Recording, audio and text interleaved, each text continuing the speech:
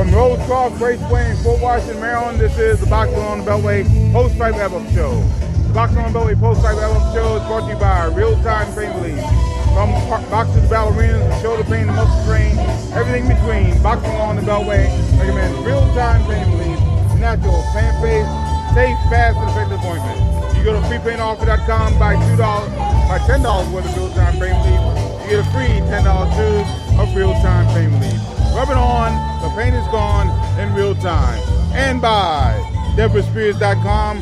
She has great weight loss tips and great jewelry at Deborah, D-E-B-R-A, Spears.com. Hi, everybody. I'm Gary Digital Williams alongside Juan Marshall here ringside, finishing up this KBW Promotions card at Rosecroft Raceway, where we saw a number of knockouts throughout the evening.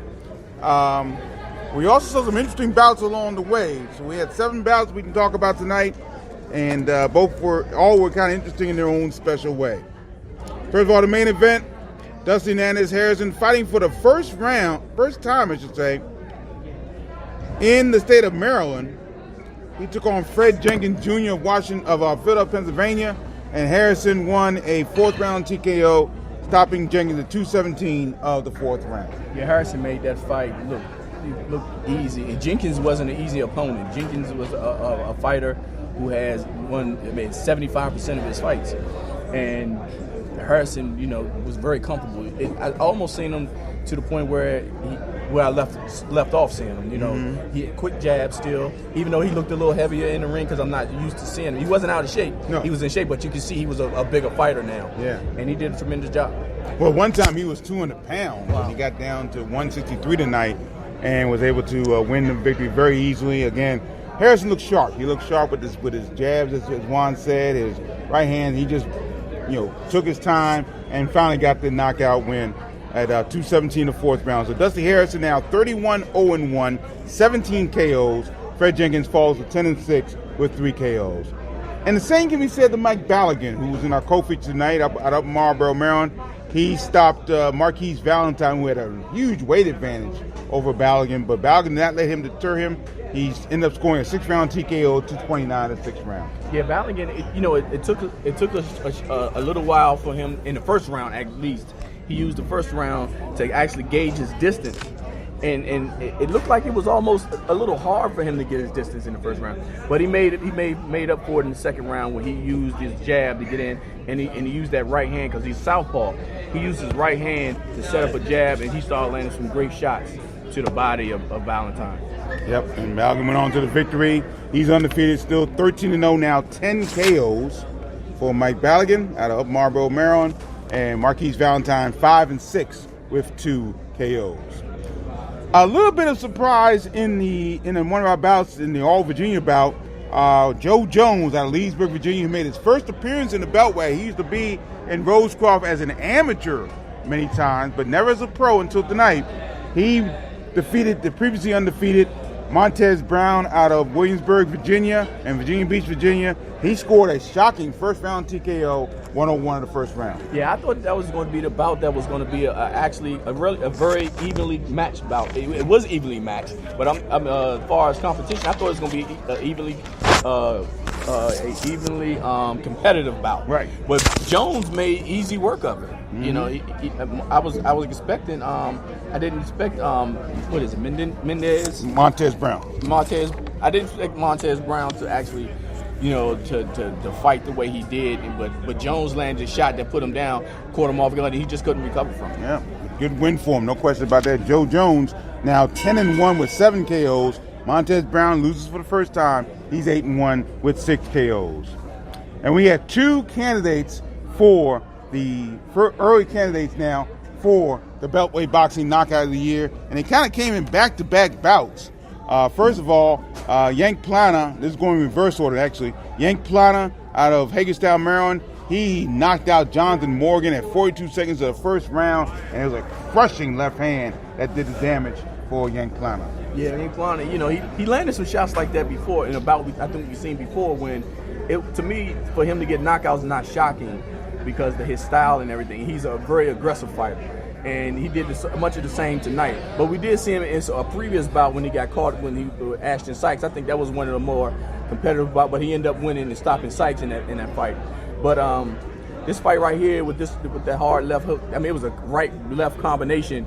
I mean, perfectly placed that sent him down, and I mean, that was an outstanding knockout. Yeah, Morgan's head was up at the time, and he just got caught. No question about that. So 42 seconds of the first round. Yank Plana now 4-0, 2 KO. Jonathan Morgan falls to 0-2. And the other possible knockout of the year candidate, George Harris out of Silver Spring, Maryland. He raised his record to 3-0, all 3 wins by knockout. He scored a brutal first-round knockout over Lamarco Ellis, the Bull, out of Fayetteville, North Carolina, 101 in the first round. Hey, those fights are neck and neck. The only thing splits them apart is a few seconds. Right. You know, and towards the end of the year, I wouldn't be surprised if we have a double award winner for knockout of the year in the same card. Same card. So that'll be very interesting. So that great knockout by Harrison, a strong fighter Harrison is. And he's getting better and better, you know, with the training with Andrew Council. And we didn't see him in his corner tonight. You know, he was filled in with a great replacement trainer, which was Troy Fox. Mm-hmm. So they didn't lose anything far as training-wise. No way. No question about that. So George, as we said, 3 KOs for George Harris. Marco Ellis now 3-5 with 1 KO. And there was a minor surprise on the card tonight. It was Greg Hotshot Hackett out of Philadelphia, who captured a 4-round majority decision over Larry Hitman Pryor of Frederick, Maryland.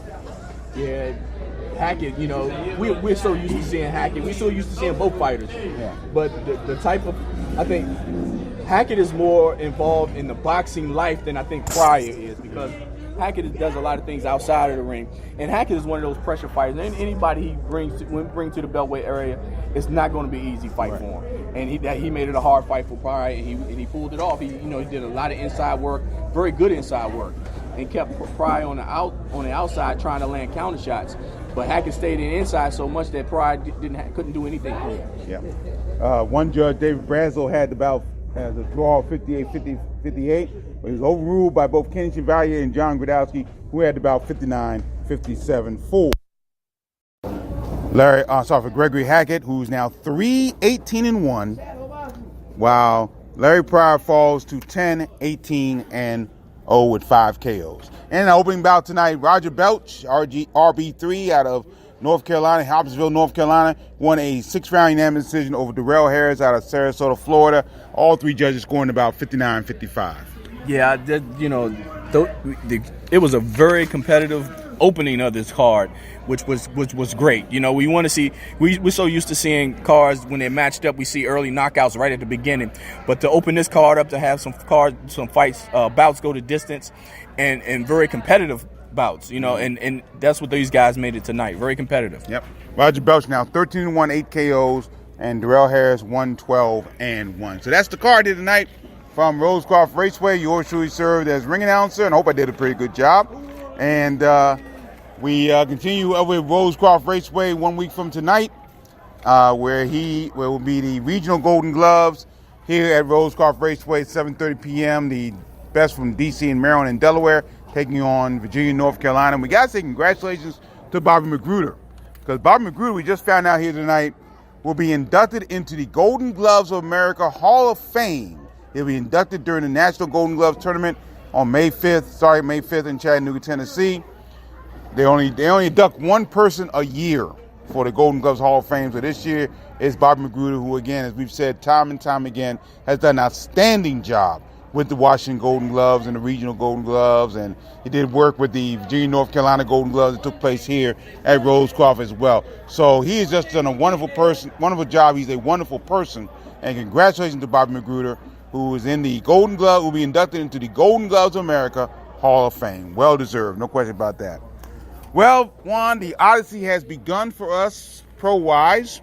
Our first of 6 pro cards that will take place in the Beltway over the next 6 weeks. And, of course, our next pro show, neither one of us will be able to make that pro show, and that's the Tyson's Playground card, the TAC Promotions card at Tyson's Playground in Vienna, Virginia. Neither one of us will be unable to make that card. And I will be at the Belfast Beltway Boxing Classic. That'll take place on April 27th as well. at the Wardman Hotel in Washington, D.C. That's the best from our area taking on. Well, I won't say the best from our area because I think a lot of we won't know who's going to be a part of that area, part of that card until we get there.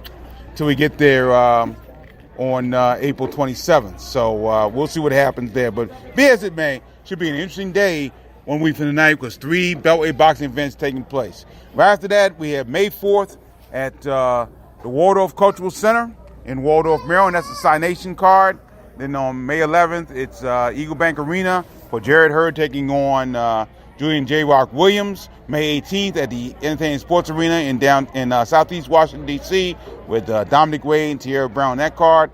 And May 25th at the MGM National Harbor Casino in Oxon Hill, Maryland with Alexander Usyk taking on Carlos.com. So hang on, we're still going. Just started this big spring fling of Beltway boxing. We also have, I think, the Junior Olympics will be here at Rosecroft Raceway May 10th and 11th here at Rosecroft Raceway as well.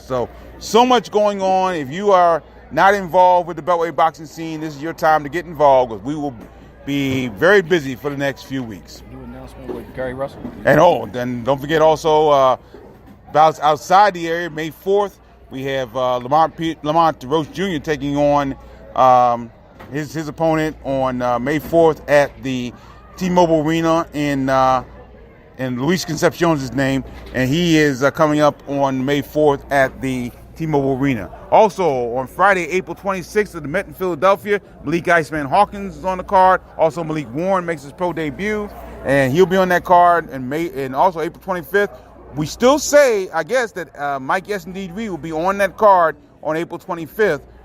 He will not take on Easthoff Kinda. He'll take on somebody else, but that'll be April 25th in Fantasy Springs Casino in Indio, California. And also Mike Fox competing in a card in Phoenix, Arizona on May 11th. And as we said, Gary Russell Jr. defending his WBC Featherweight Championship against Kiko Martinez, and that'll be on May 18th at Barclays Center in Brooklyn, New York. Lamont Roach Jr. taking on Jonathan Okendo on May 4th at the T-Mobile Arena in Las Vegas. That same bout as Canelo and Danny Jacobs. So we'll see what happens there. So a lot to talk about, a lot going on. Make sure you stay with us right here, either on ProAmFightTalk.blogspot.com, BoxOnBeltway.blogspot.com, or right here on the Box On Beltway Podcast Network. Thanks for joining us, everybody. And remember, Box On Beltway Post-Fight Wrap-Up Show brought to you by Real Time Pain Relief. Before we get into Dusty got a second. Come on in, Dusty. Dusty Nannis Harrison joining us here ringside. Let me move over a little bit, Dusty. You can take the seat here. We're going to trade spot, Dusty. Okay. Dusty Nannis Harrison joining us. And welcome back to the Beltway area. And as far as boxing is concerned, your thoughts on what took place tonight, Dusty? It was good rounds for me.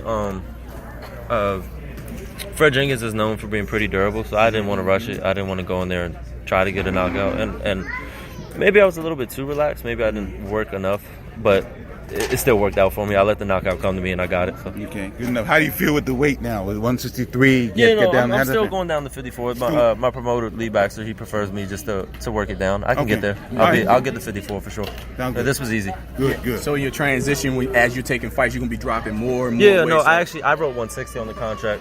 Fred asked for an extra 2 pounds, and then State of Maryland does give or take. So that's the only reason why I was 6'3". I could have made 60 tonight easily. And I plan on weighing in the 50s my next fight. So how you feel coming into these last 2 fights?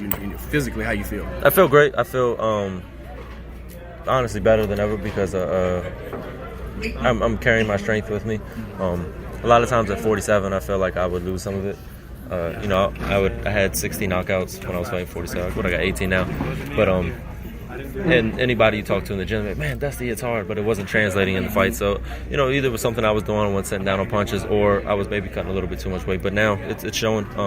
Bruce Rumbles isn't someone that gets knocked out in the first round. Fred Jenkins is someone that really gets knocked out at all. So it's translating now to the fight. And also, do you feel your power, being at this weight, do you feel your power difference when you were fighting at 147? Yeah, no, I feel it so much that I can't use regular hand wraps in the gym. I have to wrap, I have to tape up every day. If I don't, I feel it for weeks and weeks afterwards. I have to really take care of myself now, and I feel it. In Indiana, when I I felt it shoot up my arm. I feel a lot stronger at this weight and this age. Yeah, so now you were 32 fights under your belt. 33. Now, 33 fights. 33 fights under your belt. Now, so how you gonna start blending in once you get exactly where you want to be, as far as weight wise and everything? But you gonna get back to 147? No, 154? I don't know. I mean, I'm gonna stay at the goal right now is 154. If it happens to be that easy when I get there, maybe I'll try 147. But I think my dad wants me to do 147, but I think my promoter's more comfortable at 154, and I probably am too. So how soon are you going to jump into the mix with the 154 division? Before the summer's over. Yeah. Good enough. Well, Dusty, thank you so much for joining us. Thank you. Big win tonight. Knockout win over Fred Jenkins Jr. here tonight at Rosecroft Raceway in Fort Washington, Maryland. Thank you, Dusty. Thank you. Dusty Hernandez Harrison, Southeast Washington, D.C. And that'll do it here from the Rosecroft Raceway in Fort Washington, Maryland. Once again, we're brought to you by Real Time Pain Relief. Buy $10 worth of Real Time Pain Relief, get a free $10 tube of Real Time Pain Relief. Rub it on, the pain is gone in real time. And by DeborahSpears.com. Great weight loss tips and great jewelry on Deborah, D-E-B-R-A Spears.com. We thank Dusty Hernandez Harrison for joining us. And for Juan Marshall, I'm Gary Digital Williams saying so long from Rosecroft Raceway in Fort Washington, Maryland. And don't forget to join us throughout the months for some big Beltway boxing action. Until then, thanks for joining us, and always remember to keep supporting the best boxing in the world, the boxing along the Beltway. Thanks for listening. Take care.